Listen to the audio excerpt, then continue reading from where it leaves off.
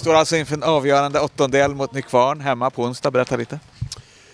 Ja, precis. Retur i kuppen. Det är det som är lite speciellt med dem. Det spelar inte så stor roll hur det gick i första matchen den här börjar. Utan ny match att vinna, så vi har fler titlar längre fram och vinna senare under året.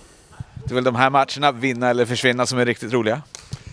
Ja, men det är det ju. Och vi har väl haft 2 matcher mot Nykvarn som har varit ganska jämna. Och sen har det väl runnit iväg på slutet i båda, så...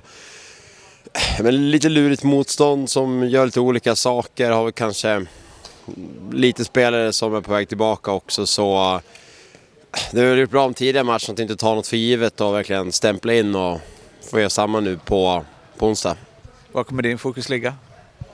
Ja, plocka så många bollar som möjligt. Nej, men det har väl varit generellt mot dem att viss mån lite omställningar, men sen spelar vi ganska aggressivt. När de väl kommer upp så går det rätt snabbt att ta sig till avslut, så gäller väl mycket att vara med, även om vi kanske är mer bollförande laget. Du känns som en mycket adrenalinmålvakt. Hur är känslan när du pumpar igång publiken och de reagerar?